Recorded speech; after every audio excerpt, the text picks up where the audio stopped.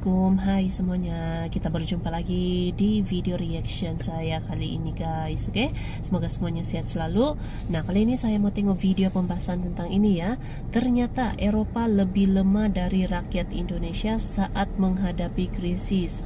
Ini dalam konteks menghadapi krisis gitu. Bagaimana antara warga Eropa dengan rakyat Indonesia itu dalam menghadapi krisis gitu ya. So, jangan lama-lama lagi. Mari kita sama-sama tengok video ini. Let's go.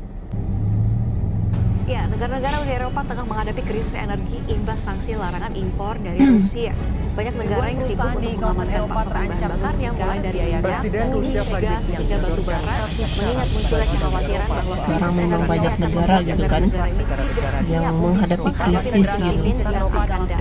Ya, negara-negara Uni Eropa tengah menghadapi krisis energi imbas sanksi larangan impor dari Rusia. Banyak negara yang sibuk untuk mengamankan pasokan bahan bakarnya mulai dari minyak, bumi, gas, hingga batu bara. Ditambah lagi perang Rusia gitu kan. Ini akan membuat negara-negara ini tidak siap menghadapi musim dingin yang akan datang. Mungkin dari segi persediaan untuk menghadapi krisis. Sahabat gitu. bagi-bagi, sejak sistem dunia berubah menjadi sistem neoliberal, sudah tidak asing lagi bagi kita dengar banyak negara yang kena krisis ekonomi. Dan negara kita itu sudah berkali-kali melewati yang namanya krisis ekonomi. Bahkan terparah pada tahun 97 dan 98 silam. Tapi, apakah kalian tahu bahwa rakyat kita itu sebenarnya sangat kebal dan militan melawan krisis ekonomi? Berbeda dengan negara-negara lain seperti Eropa yang baru saja beberapa bulan terkena krisis sudah kelaparan, dan bahkan negara-negara seperti Inggris dilaporkan rakyatnya berbondong-bondong menjadi PSK demi bertahan hidup. Dilaporkan anak-anak sekolah di Inggris banyak memakan permen karet saking tidak adanya makanan. Dan sebenarnya mereka wajib meminta tutorial bertahan hidup dari warga Indonesia kalau mereka mau selamat. Mari sebelum kita bahas, siapkan sarung, kopi, dan udut dulu.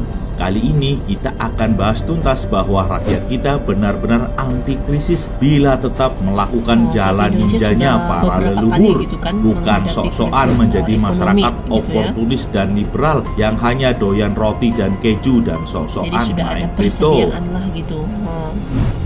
Sudah tahu. Sahabat bagi-bagi, krisis ekonomi yang melanda Inggris membuat harga komoditas melambung tinggi. Alhasil warga negara juga harus berhemat dan bertahan karena sejumlah harga bahan pokok yang semakin mahal. Mirisnya lagi, krisis di Inggris membuat beberapa wanita terpaksa menjadi pekerja seks komersial. Kelaparan pun melanda anak-anak sekolah, sungguh memprihatinkan. Sahabat bagi-bagi, kita wajib bersimpati kepada rakyat di Eropa yang keteteran karena krisis yang melanda. Mereka menjadi korban yang berdampak dari persekutuan jahat dari klan Uchiha, sahabatnya Wahyudi ya, yang sengaja membuat semua krisis di dunia mulai dari virus COVID-19 hingga krisis Ukraina untuk menjajal ketahanan dunia. Dan ternyata malah Eropa dan Barat sendirilah yang besar dampaknya dari percobaan jahat mereka. Berbeda dengan Indonesia ya, yang tidak sampai ngantri makanan atau menjual diri hanya untuk mengisi perutnya. Contohnya Mimin, sementara Mimin belum jual diri ya. Kalau dijual juga siapa yang mau beli?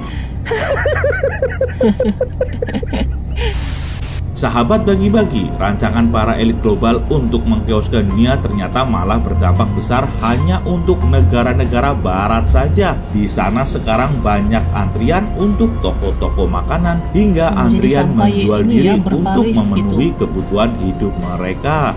Para elit global pastinya saat ini tercengang kepada Asia, khususnya Indonesia yang berdampak hanya ngantri Pertalite saja, nggak ngantri-ngantri yang lain. Pasti membagongkan mereka. Kenapa ya negara kita begitu kuat dalam menghadapi krisis, dan gimana saran dari Mimin untuk kita ke depan agar tidak lemah seperti Barat yang makan aja susah? Begini ceritanya. Ini gitu ya, kurang bersedia kalau di Barat. Sahabat bagi-bagi, bangsa Eropa sejak dahulu kala adalah bangsa yang menyukai keinstanannya. Rakyatnya dari zaman dahulu tidak pernah bekerja sama dengan alam untuk menyambung hidupnya. Mereka lebih suka merampas bangsa lain untuk menjajah daripada berburu dan meramu. Berbeda dengan bangsa kita, dari nenek moyang yang dari dahulu kala sudah bekerja sama dengan alam. Sudah biasa Mau nyayur dengan tinggal alam ke gitu ya. kebun, mau daging tinggal berburu dan memancing. Maka jangan kaget kalian bila cucu-cucunya sampai saat ini kalau lihat hewan pasti dikejar dan ditangkap karena insting dari kakek nenek kita. Sahabat bagi-bagi, poin tentu pertama sifat ya. ini berbanding terbalik dengan ras barat. Bisa kita lihat di negara-negara barat, hewan berkeliaran bebas tanpa minat rakyatnya untuk menangkap dan mengeksploitasinya. Lihat saja, burung-burung dara dan merpati di sana berterbangan bebas seperti di surga. Coba saja kita kirim 100.000 rakyat kita ke Eropa, pasti habis burung dara dan merpati di sana. Sudah kita bikin sop dara ya bro, seperti di pecel lele. Jadi nggak mungkin rakyat kita kalau tinggal di Jadi Inggris orang kelaparan Indonesia itu memang karena sudah akan ini banyak gitu hewan ya, yang bisa kita gunakan biasa dan gitu kita dengan alam. eksploitasi. Jadi Dapat bagi-bagi dengan keadaan itu, pastilah kita pahami bahwa Eropa sangat bergantung dengan namanya transaksi ekonomi modern, sangat bukan tergantung bergantung ya di pada Eropa. alam pemberian Tuhan.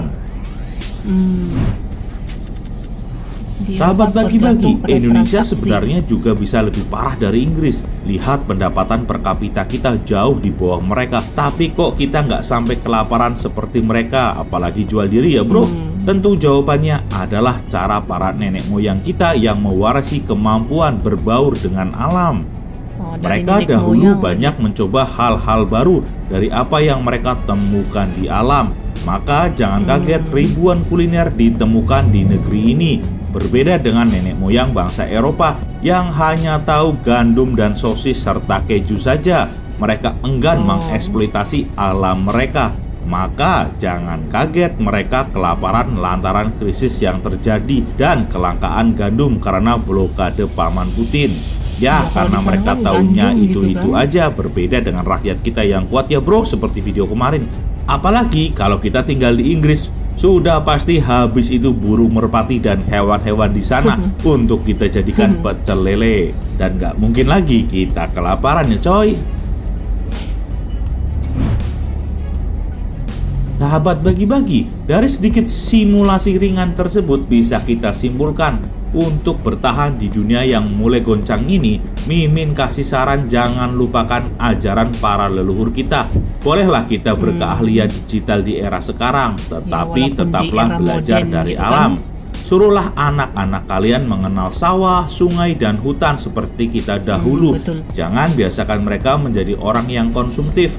Apa-apa beli, bukannya memproduksi. Seperti kita dulu ya, bikin Walaupun hidup di pancing, era bikin modern, layangan tetap sendiri, harus bikin ini ketapel berbaur sendiri. dengan alam Akhirnya gitu ya, kita terbiasa ibaratnya dengan gitu. alam yang goncang ini.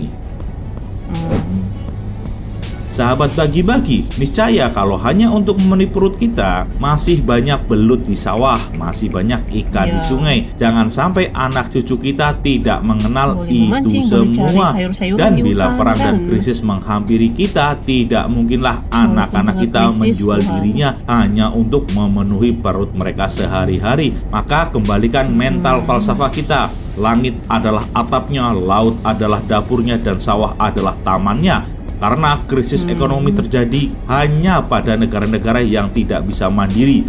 Mari kita bantu Eropa dengan membuat video-video bertahan hidup dari alam dari Indonesia. Mulailah Indonesia merdeka seutuhnya. Merdeka! Merdeka! Oke. Merdeka! Oke guys, jadi itulah dia video pembahasannya ini. Jadi di sana sekarang ini di Eropa ya, maksudnya di Eropa tuh lagi kan sekarang ini banyak negara gitu ya yang menghadapi krisis ekonomi gitu ya, termasuklah negara-negara Eropa juga. Nah di sana katanya itu sampai menjual diri gitu ya, semata-mata untuk bertahan hidup. Sebab di Eropa ini sangat bergantung gitu ya dengan transaksi ekonomi macam yang tadi dibahas itu. Oke, jadi mungkin tidak terlalu terbiasa gitu ya dengan alam gitu. Kalau macam di Indonesia dari nenek moyangnya saja pun memang sudah biasa gitu ya, mencari sayur di hutan gitu kan, berburu, memancing gitu. Jadi sudah biasa gitu. Kalaupun menghadapi krisis gitu ya, ibaratnya macam sekarang tuh menghadapi krisis pun tidak akan sampai menjual diri lah gitu ya untuk bertahan hidup, untuk mencari makan gitu. Sebab sudah biasa dengan alam gitu. Jadi walaupun kita hidup gitu ya, walaupun kita hidup di era modern sekarang ini, jadi kita harus tetap terbiasa gitu. Sebab kan bila masa saja itu kita tidak tahu ada krisis yang akan berlaku gitu ya, terutamanya krisis ekonomi gitu kan. Jadi kalau kita sudah biasa dengan alam gitu, pasti untuk kebutuhan sehari-hari makanan gitu kan kita dapat cari, kita ada alam gitu, kita ada alam yang boleh kita cari sebagai sumber makanan gitu. Oke. So terima kasih banyak sebab kamu sudah menonton video ini. Jangan lupa macam biasa untuk support channel saya dengan subscribe, like video ini, dan jangan lupa untuk komen juga. Oke. Terima kasih banyak dan kita jumpa lagi di video seterusnya. Assalamualaikum.